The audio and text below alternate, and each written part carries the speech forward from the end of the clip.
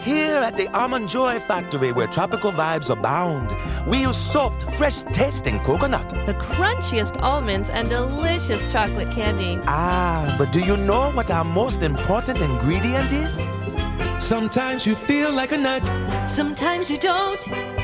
Almond Joy's got nuts and something even way better than that. Yes, Almond Joy is made with almonds and joy. Support comes from ServiceNow. We're for people doing the creative work they actually want to do. That's why this ad was written and read by a real person and not AI. You know what people don't want to do? Boring, busy work. Now with AI agents built into the ServiceNow platform, you can automate millions of repetitive tasks in every corner of your business, IT, HR, and more, so your people can focus on the work that they want to do. That's putting AI agents to work for people. It's your turn. Visit servicenow.com.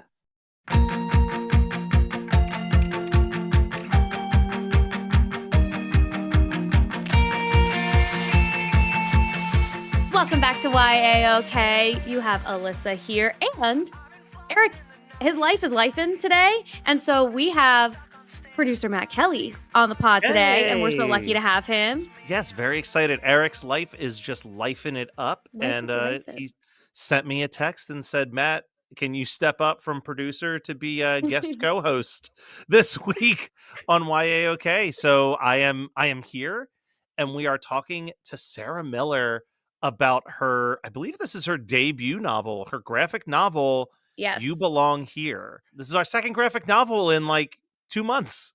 I know. And it's nice because we didn't have any, like, I didn't have any context to what that process is like and like how it might be different than writing a regular book. So it's nice to have now 2 examples of graphic novels, and especially in the YA space. It's just very cool.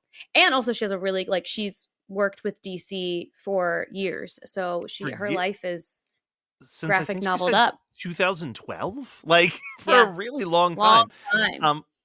And you know, it's really interesting because we're going to dive into like her not really being certain if she wanted to do this as a comic because of her past working in comics. And what made her come around to that, the difference between plotting out a regular novel and a graphic novel. There's just a lot. We dove into a lot in a very short amount of time, and I'm really excited for people to hear this one.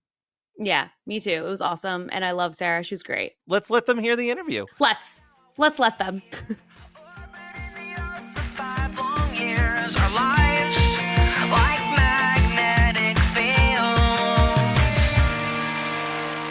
You are my universe. You are my universe, and I'm just a planet. Hi, Sara. Hi, Sara. Hey. So this is kind of exciting. This is only the second time we've talked about a YA graphic novel, which is very, very fun. And I listened to your podcast with Samina. Sorry, little brain fart. I loved it. So I'm excited to talk to you all about this too. Ooh, I'm very excited. I love when they do their homework and listen to another episode. It's so exciting. It's super nice, very generous of you. So I only vaguely know Sara, but I'm friends with a friend of hers, Jordan Morris, wow. who has published kind of a YA graphic novel of his own with Youth Group. Yep. And he reached out to me and was like, hey, I think that my friend Sara would be great for YAOK. And the second that I read the description of what You Belong Here is about, I don't think I've more excitedly sent a screenshot of an email to Alyssa and Erik as quickly as I did, where I was like, I'm booking this person for the show. This sounds awesome. That's so nice. Thank you. And thank you to Jordan for making that connection. He's awesome. Yeah, Jordan. And his books are awesome too. Yes, go read Youth Group. But more importantly, go read You Belong Here. Which is out today. Oh, wow.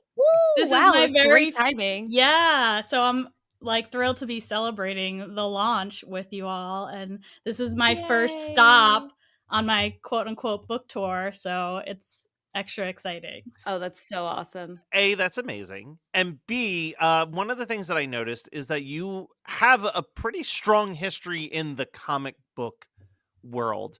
Mhm. What made you decide to kind of combine that comic book world with YA? Great question. I actually at first was working very hard to keep them separate. I think because I've been working at DC Comics since 2012. I was an intern and I was always writing and reading and working in comics and stuff, but when I set out to write my own book, it just felt like I had to keep church and state separate, sort of Yeah. like a unofficial rule I made up for myself. The government's not. Why should you? Oh God. Right, Listen. exactly. That's so funny. No, but In that this makes, case, was there be more like the government. Yeah. I guess Takeaway. I think that's the only time I've ever heard anyone said that and had me agree in Yeah. 2025. Same. But yeah, so Yikes. I was working, I was getting my MFA in writing for young people at Antioch University in LA. And it was the second residency in summer 2017, I want to say. And I submitted, so I originally wrote this book, You Belong Here, as a prose novel. And I submitted chapters to my workshop group in my residency. And one of my peers was like, you know, this is really visual. Have you ever thought of writing it as a graphic novel? And I just like wanted to flip the table and was like, how dare you suggest that? Well, can I ask a question? What Yeah. was your, I think, because this may or may not be important to the story as well, is what was your job at DC? Were you writing scripts for DC? No, so Okay. I've always been I've always been an editor at DC. Okay. So I edit just the because comics and graphic novels there. yeah, because I That's know that the such a worlds cool of job. like writing comics versus writing screenplays versus writing a story, they're all like interconnected but dramatically different in how in how those things are written. So maybe, I mean, listen, you've been around comics and editing comics for, at that point, you know, what you said 2012 and this was in 2017, 18, like there's no reason why after 6 years of editing text for Yeah. comics that you wouldn't take on a more visual writing style that would make another person go, "Ooh, this could be a comic." Like, Yeah. Exactly. And also, like, not to detract from talking about the actual book, having a job like that, like an editor at DC Comics, the way that I would stroll into my 10-year high school reunion and be like, I have the coolest job here, and you all can suck it. Like, that's just so cool. And like a very just, I don't know, was that kind of like, how did you end up even in the comic space, like professionally? Thanks. Yeah, it is a cool job. It's one of those things where it's nice to be reminded because you're just in like the day to day, you know, and it's a Yeah. job like anything else. And there's a lot of deadlines and a lot of things to manage. I love it and wouldn't rather be doing anything else. It is pretty cool. You're right.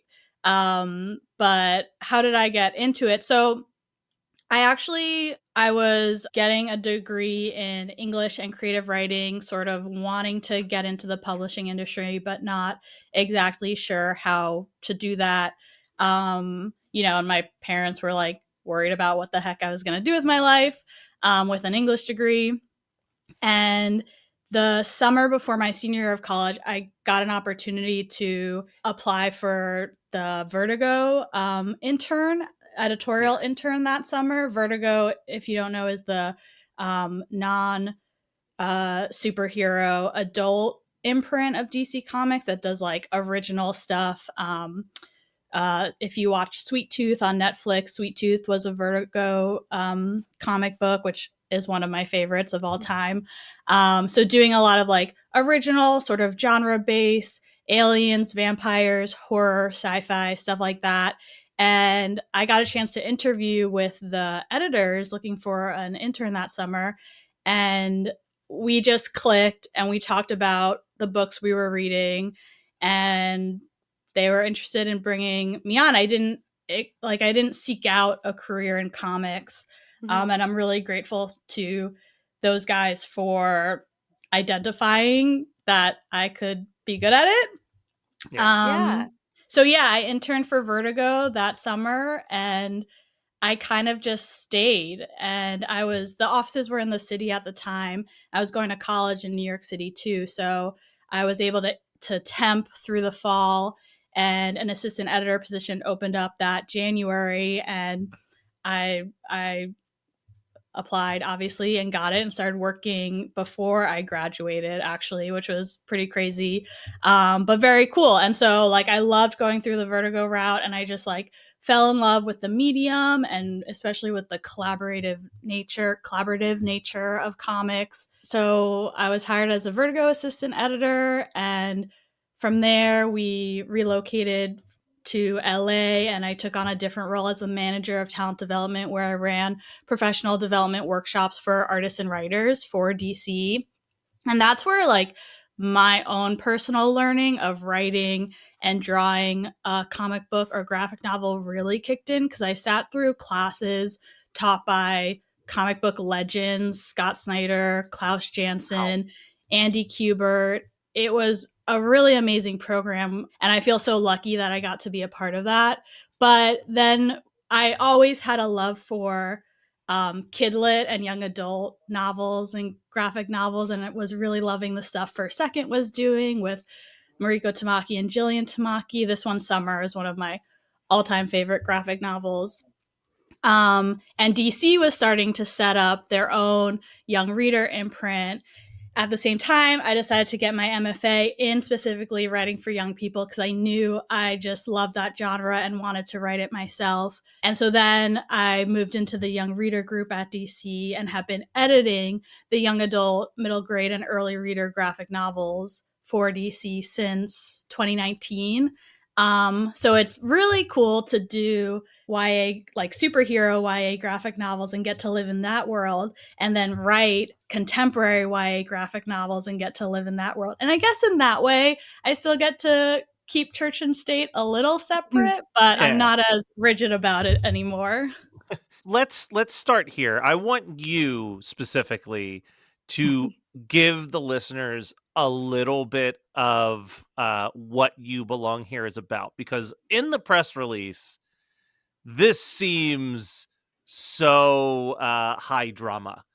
And I'd love to hear it through the author's view of it, because I think it's very easy in a press release to just read it in the tone that you want to, and maybe it's more light-hearted, but like this plot description is incredible to me. Like I was beyond hooked in a 2-paragraph description. Wow, that's awesome. That's really cool to hear. You never know how it comes across. So yeah, what's the premise of the book You Belong to Here? Oh my God, You Belong Here. I kind of went right into Taylor Swift there for a second. You belong to here. To here, yes. You Belong Here is about a senior in high school, Essie Rosen, whose best friend is already away at college, and her boyfriend, who's the boy next door, breaks up with her. Not to mention her brother, Gabe, is at rehab across the country. The book takes place on Long Island, fictionalized town on Long Island, which happens to be where I'm from. But anyway, so she's entering her senior year, a year that like she's built up in her head, and she sort of has this idea of what it's gonna look like, especially in regards to spending it with her longtime boyfriend, Bruno.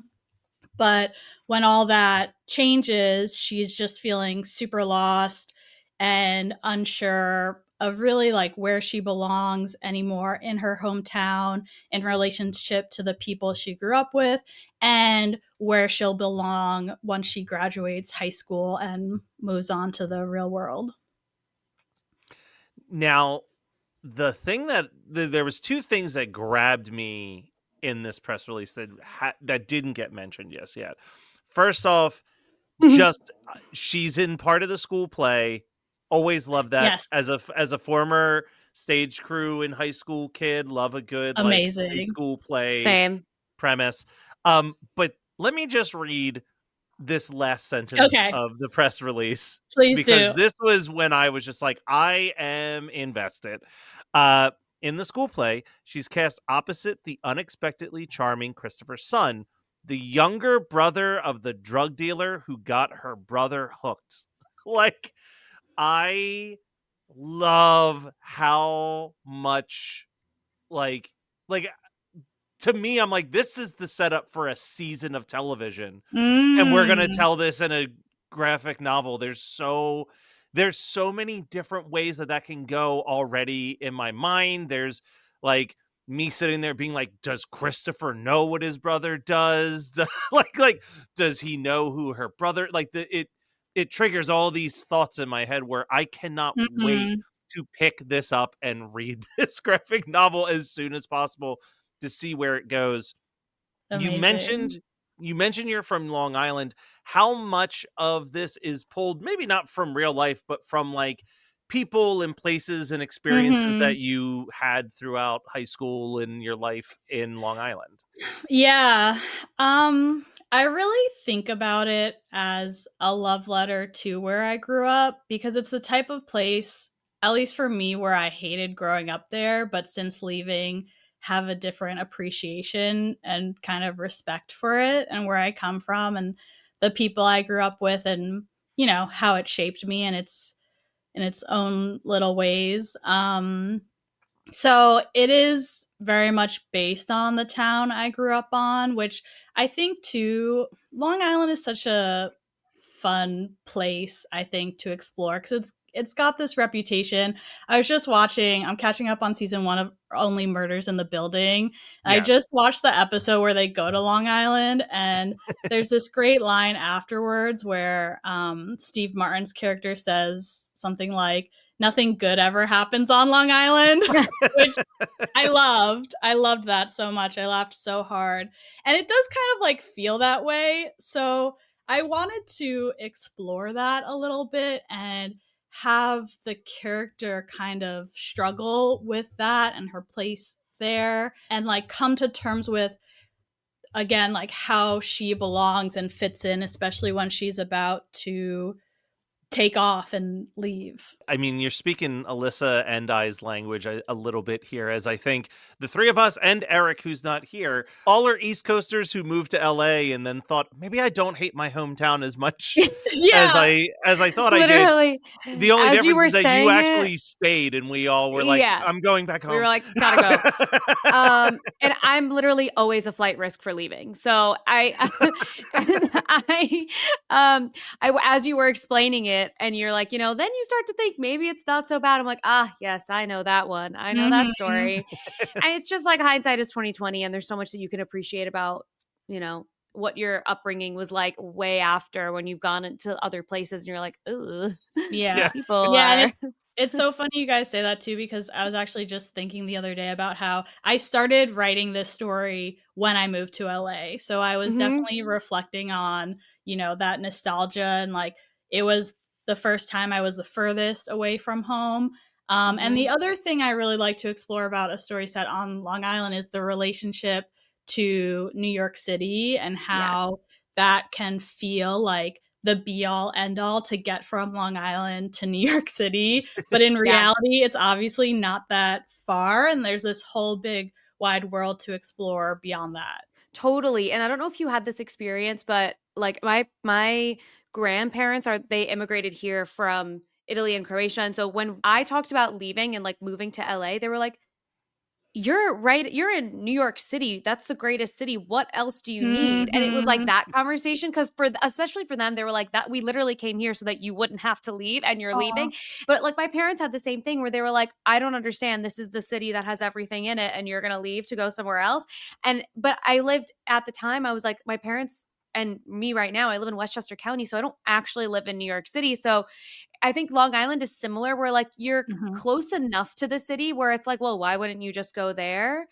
But you're not in the city when you're in Long Island necessarily. And it's just Right. like a different you're like on the fringe of it. And also New York City doesn't have everything. It has most Right. things, but it doesn't Right. have everything. It Like doesn't? No, totally, totally. And I think it's so it can be very easy to get stuck there. I think it can Yeah, get very for easy to get sure. stuck on Long Island and in New York City. And Yeah. yeah, those were all things I was chewing on myself. Yeah, for I sure. love that. It feels like the end all be all of like your professional life to just, well, now I'm just going to go to New York City and like, and then one day I'll like, you know, start to have a family and move back to where I grew up. And then Mm-hmm. that's like the back and forth. You like ping pong back and forth and that's it. Mm-hmm. Exactly. Introducing Internet Supreme Court, a new live stream show on Twitch and YouTube Live. Our dishonorable judges and highly partial jury, that's you, join to cast judgment. Every Thursday at 7 p.m. Eastern Standard Time. That's when we convene to debate the fate of memes and the weekly cultural zeitgeist. From the hottest trends to the dumbest controversies. Find out more at InternetSupremeCourt.com. Subscribe to Geekscape TV on Twitch or YouTube to get notified when we're live. InternetSupremeCourt.com. You said you started writing this in 2017, correct? Mm-hmm. So can you give us a little bit of the behind the scenes of like the 8-year journey from that early writing to the publication now? You know, how many different drafts has this gone through? How many different iterations of the story? Like, I know Alyssa's going to ask her question later on about the plotting of the book. But for now, I just want to know the journey of, you know, did this, in your mind, was this always something that was going to get published, or was this like this as a starting point, a writing exercise for a class that you just kept finding yourself coming back to over and over again? So like I said, I started writing this as a prose novel. And I think I felt like I really wanted to write a YA novel, and I felt like this was the story I wanted to tell as a YA novel.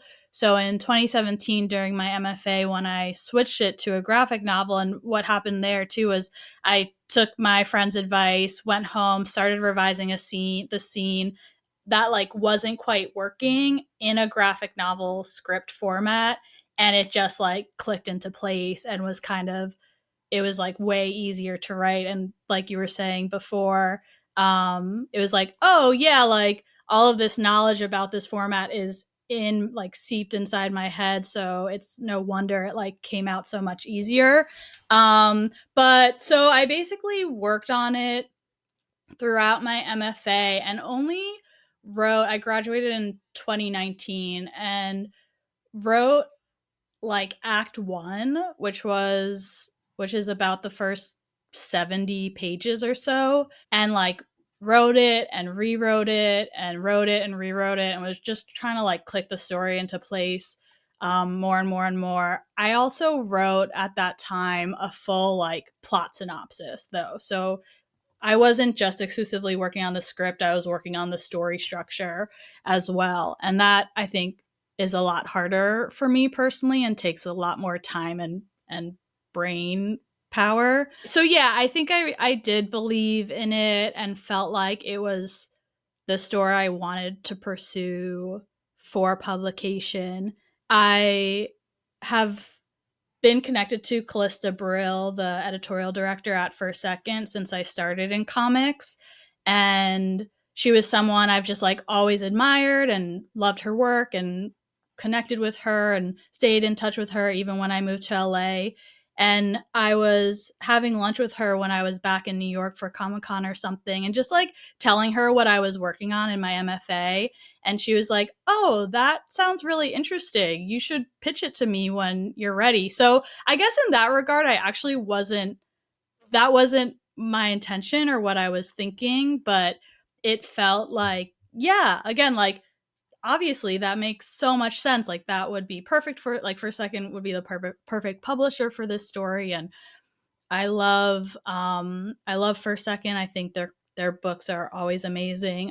So it would just be a dream for me and a really great home for the story. So then I think I officially pitched it to her in I think it was February 2020. And she was like, and I pitched it to her I got Morgan Beem on board. She was someone Morgan Beem is the artist, the incredible artist. She's also someone I've known in the industry for a while. We became friends. I just always loved her art. And as I was working on the script, I just couldn't get her art out of my head. So when I was ready to pitch, I reached out to her and to see if she wanted to be tied to the project and go in on it with me. And she drew a couple of character designs and a couple of sample pages. So we pitched like the script and the plot synopsis and the sample art as a package to Callista. And like a month later, she was like, I love it. I'm going to take it to acquisitions. Well, I think I got the offer in April 2020. Yeah. And was like, yeah. It's a bummer that Erik's not here because it's his story to tell, but his first book, he literally signed the contract with his publisher on March 12th, 2020, and the next day the building was closed indefinitely, and he just had to wait patiently to find out what the next steps were at that point.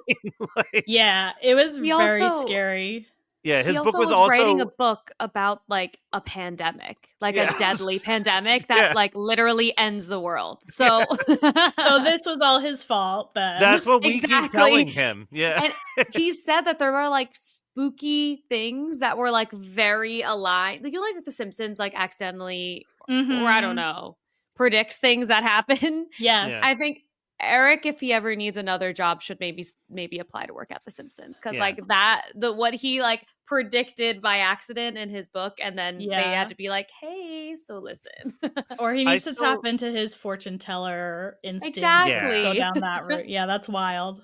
Yeah, but that is like a weirdly common story with people in publishing in 2020. Like when the book finally came out, I think his book finally came out in 2022, 2 years after signing a contract of just waiting to find out next step. So I get like that process. Plus, I'm sure there were editing notes. I'm sure that there were like things that had to change. And I'm just excited that it's finally, I'm excited, and I just heard about it a week ago. I'm sure you're excited after all these years for people to be able to buy this book and read it. Yeah, I am. And I'm glad, like waiting 5 years for it to come out felt like forever, but I feel like it's coming out at the perfect time, and it's nice to be out of that pandemic weirdness. For sure. And I think a lot of people picked up reading again as a result of the pandemic. So like in a way, it's kind of perfectly designed to come out now, where like I think reading has become such a part of people's lives again, because our like eyeballs and brains are just constantly being fried with all of the brain rot. And it's nice to just like actually take in a nice story on a page that was like thoughtfully created and has like meaning and message and all this kind of stuff. So perfect timing, actually. It worked out. Exactly. It always does. Yeah. It always does. I will say that in 2020, when I was finishing the script, it was actually the perfect time to be working on something like that, because I wasn't doing anything else. And so to be able to like sit in my apartment and have something like that to really ground me, I was kind of helped me get through it in a lot of ways too. Sara, when you were talking about writing this, you started to talk about plotting things out versus writing it, and I feel like Alyssa, this is your time to shine with the question that you ask every episode. I always ask, because I'm not a writer and I don't know like how, like I'm learning this process every time we do these episodes. So I'm always curious of what everyone's process is in like getting the story down. So because Erik just like writes in chaos and just like writes. And then there are people who like, you know, make storyboards and people who make outlines and this kind of thing. And so everyone does it so differently and still comes out with this beautiful product. So I'm always curious of what everyone's process is. So what was your process like? The phrasing Erik coined was, are you a plotter or a pantser? Like, do you plot out what's going to happen, or are you going to fly by the seat of your pants and just like see where the story takes you? Wow, that's so good. But Alyssa, I also want to say, if you're so interested in like craft in that way, it sounds to me like you might be a writer. So just throwing it out there. Sounds like something a writer would say, is all I'm saying. I have max 2 original ideas a year, and like to turn that into like that's all you need. I don't know. I'll think listen, about it. not for Yours nothing, pretty good. nonfiction is still writing. You know what I mean? Like, you can Totally. take the stuff that you're putting all of That's true. your career stuff in. I think you could write some very Yeah. informative That's books true. as well. So don't Same. I'll undersell be yourself. one day when my big idea comes, when it's my big one, that's when I'll be a plotter. I'll tell you that right now. Ain't no way I'm going to Make be a a graphic pantser. novel about your experience filming The Circle. Like, There you that's go. Ooh. There you I'd go. read Maybe we'll that. do that. That's fine. I know I'd you for would. sure read that. I'd read the shit out of that. It's not a bad idea. I actually wonder if there are any graphic novels that are about just like the process of filming a reality TV show. Reality shows? I I don't know. haven't come across any that I can And think she's of. been I'll doing let this you for know. decades. Yeah. Right. So, I could there are so many people who are in like the reality TV universe that I Mhm. could even tap into and get information from. Have we just come up with my big idea? there we go. We came Ooh! up with Alyssa's big idea You 2025. guys will be in my thank you, my acknowledgement. Well, Remember us. at least someone on this podcast thanks me in their publication. Oh yeah, Ooh. Eric did not Drama. include Matt in his thank you, and we're not actually, and also not me either. Didn't include And so either we'll of just us or the podcast in his most Eric. recent books publication. so we'll never let him live it down. He Nor should we claimed that do. it was already off to the publisher before we started the Mm, podcast, sure, but we'll see. sure. Sure. Likely story. Anyway, okay, so Sarah, tell Oh, us yeah. about what your process has been like. Now I have to talk about that, answer that question. Okay. I'm like, but what is my process? It is a little like I think I'm a combo pantser and planter. Is that it? Plotter. Right? Plotter. Plotter and pantser. Because and I think a lot of that has to do with the graphic novel format too. I do like to start just like writing a script and kind of like see where it takes me and explore the characters through the process of script writing because I think a lot really like evolves and changes through the writing process. And again, I just like find that more fun. So I prefer to like sit down and start that way and like get a little bit on the page. And kind of just like see where it goes, kind of like see where the story takes me, which I feel like is this sort of like mythical thing writers say. But it really is true. Like in a weird way, it's like see what the characters want to do. It's We wild. hear that a lot, like that's the experience that writers have, where it's kind of like, I can't remember who it was that we were talking to who was saying that, like she was telling a story to her mom, like when she was a kid, and she's explaining the story, and she's saying that all the characters die in the end, and her mom was like, "Well, It maybe was they don't." Sophie. It was Oh, Sophie it was Sophie. Okay. Gonzalez. Yeah. Yes, and she was like, maybe her mom was like, maybe they don't need to die at the end because you're a child, and why is this the story that you're writing? And she was just like, that's just what they do. Like it's just I don't know how else to explain it to you. That's just what happens at the end. It's such an interesting experience, like shared experience that like the characters end up like actually dictating a lot of the story. I also can't remember who it was, but we also had a past guest that literally talked about when they were trying to write against what the characters were telling them to write and how the book just wasn't working. And they eventually had to delete what they were writing and listen to what the characters were telling them to do. They really do take on a life of their own, which is one of the coolest experiences, I think. But yeah, so I think I start by writing a script and like playing around with that. And then I get to a point where I'm like, okay, where's the story going? Like, what's the structure? What's the conflict? How does that drive the plot forward?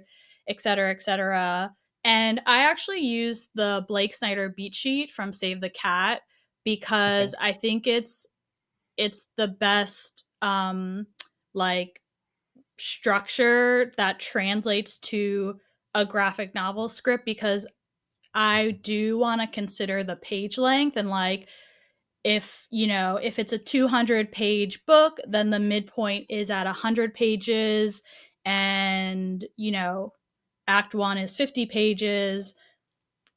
If I'm doing the math right, something like that.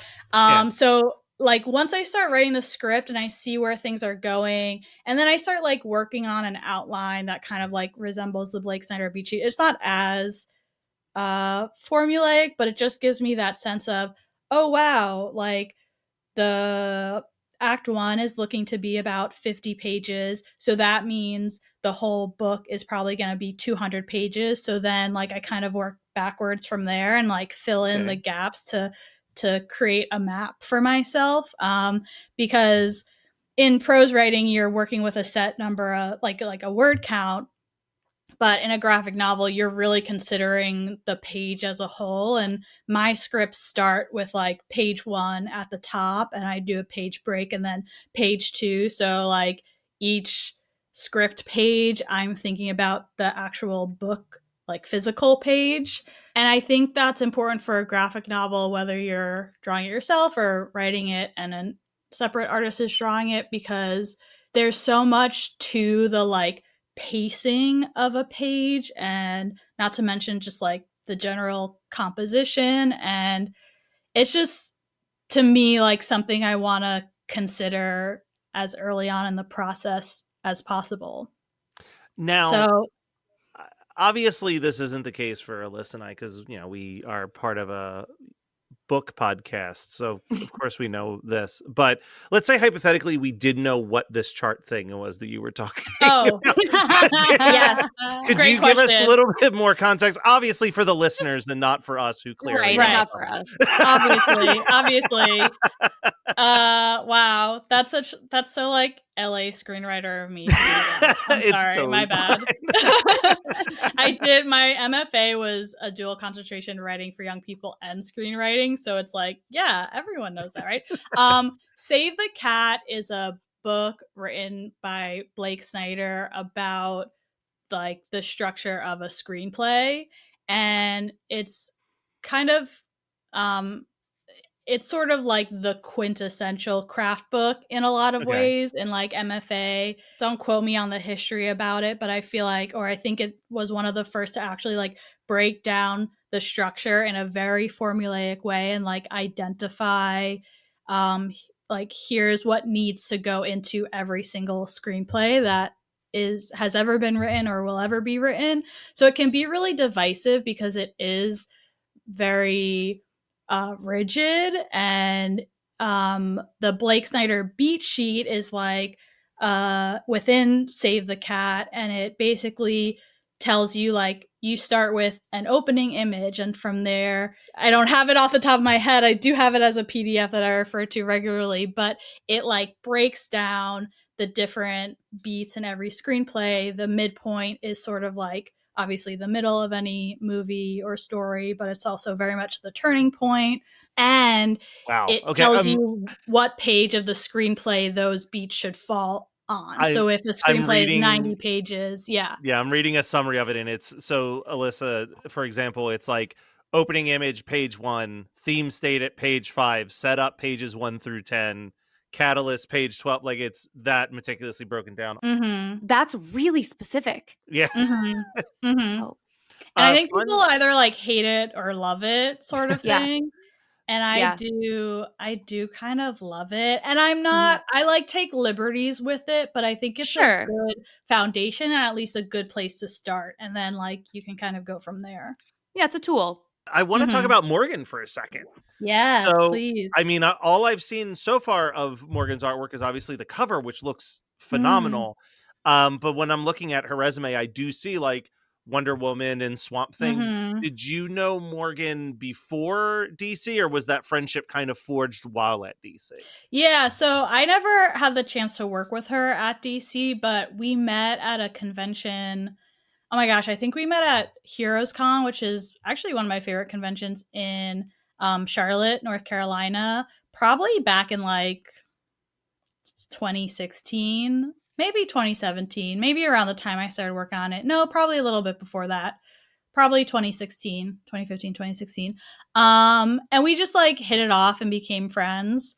And I just always loved and admired her work. Yeah, this cover is gorgeous. Like, I'm not familiar with her work, but that is like an absolutely gorgeous cover.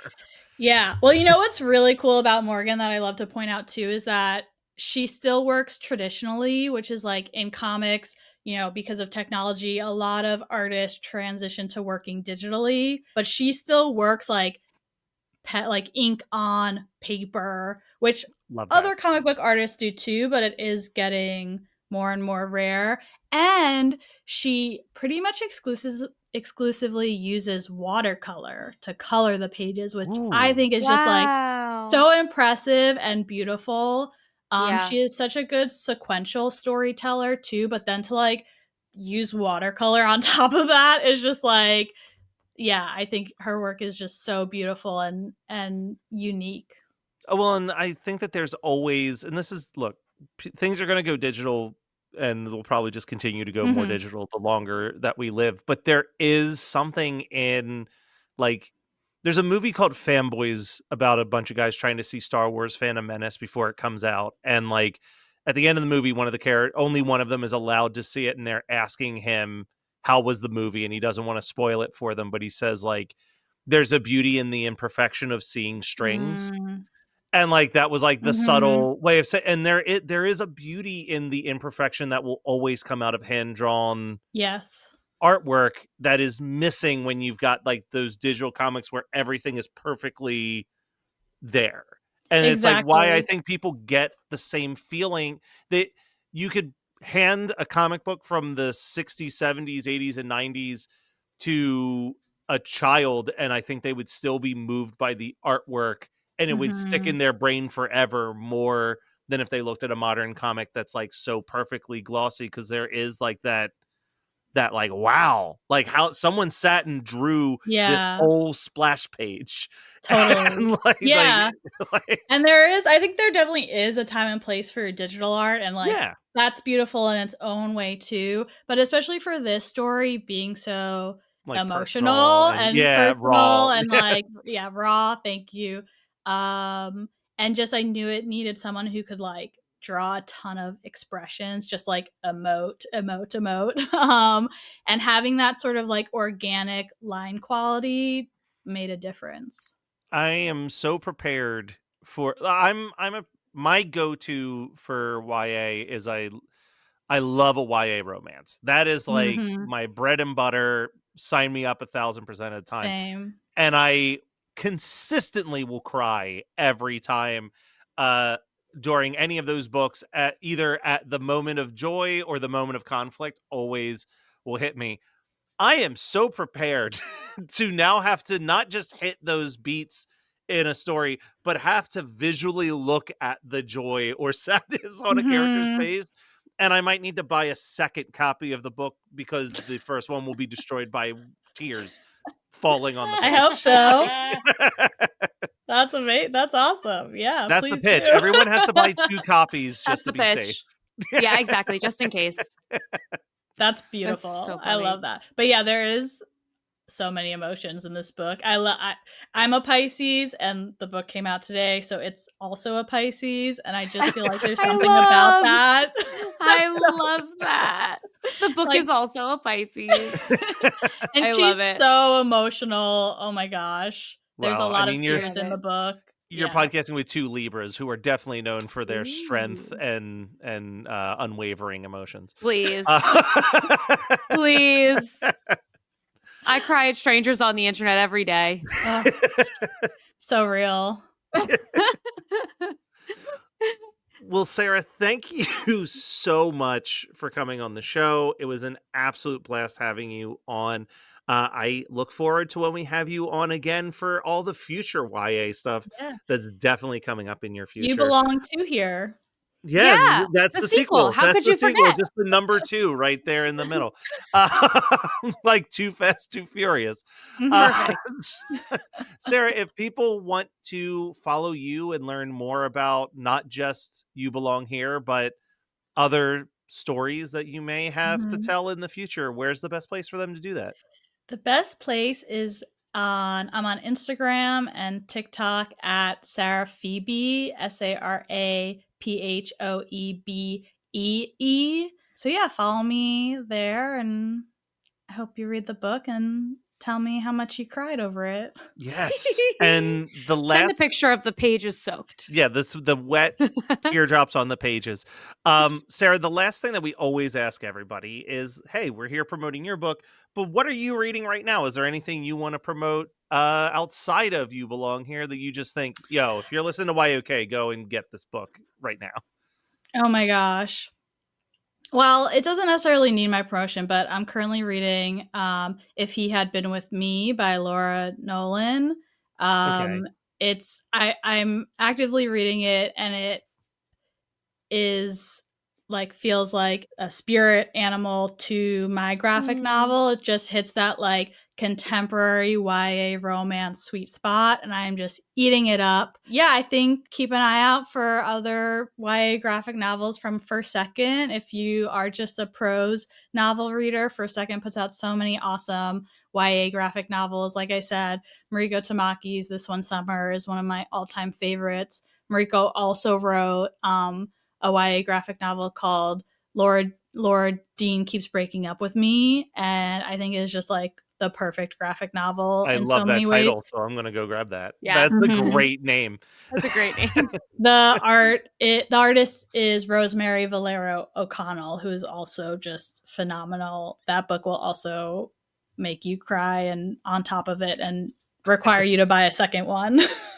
Love that. I love that promise.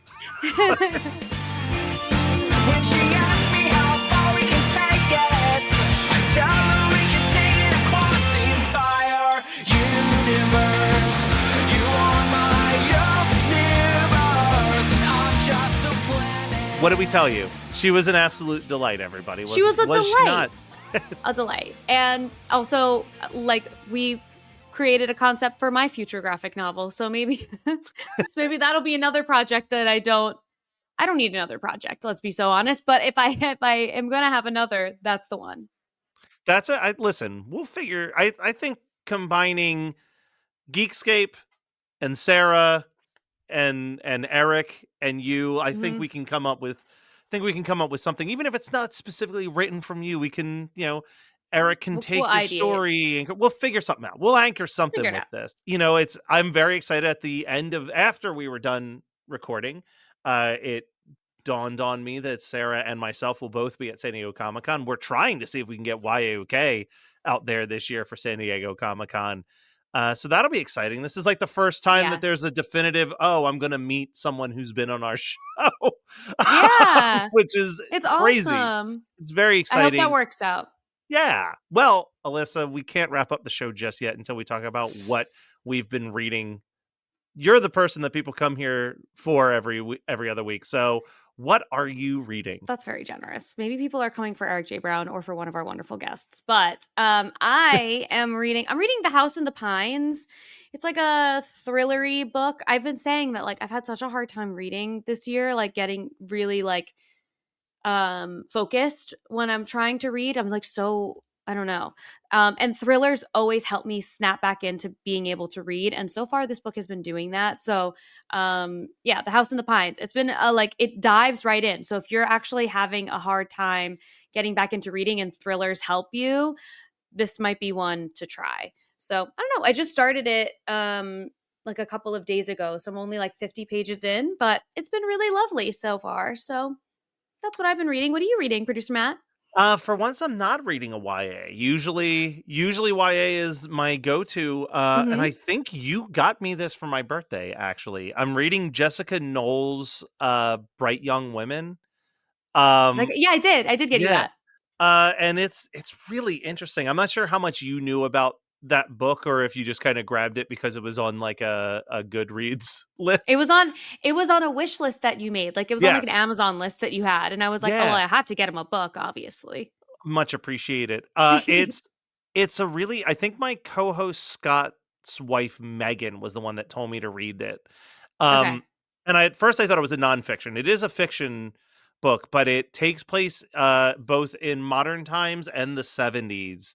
I'm only about 50 or 60 pages into it, but the setup is that your main character is a girl who was the president of a sorority when a Ted Bundy-like killer came to the sorority and killed two of her friends. Oh, and she was shit. the Sorry. eyewitness that saw him. Mhm. And like right now we're in the 70s, but based on the back of the book, it sounds, and what's happening right now in the book, it sounds like the police didn't believe her testimony and the person is still on the loose. And this is like all these years Mm. later, she's had enough and she's going to seek justice herself. This sounds Um, amazing. yeah, I'm like, I can't wait to see where this goes. Like I started reading it like laying in bed, and it was one of those things where it was like maybe 9 o'clock and I started reading it and I like got through like 40 pages, but I'm like, it is 10 o'clock and I just desperately Mm. need to close my eyes and go to bed right now. Yeah. So I'm interested to see what happens next. So please, no spoilers from any listeners, but if you've read that book or any other books that you think that we should know about, there's a great way to let us know, and that's by going to YAOK Podcast on Instagram and telling us your thoughts. So we hope to hear from you soon. Alyssa, it was a delight to podcast with you for the first time in a Ugh, really long in a time. really long time. It was really nice. I was saying before that Matt is just so good at this. And it's like, it's been a long time since I've heard Matt interview someone. And like, I just love it. And I just Aw. love you. And I love that this is your job and your life and that we all get to be a part of it. So beautiful. Yay. Well, we'll be back in 2 weeks with more by Yes. AOK.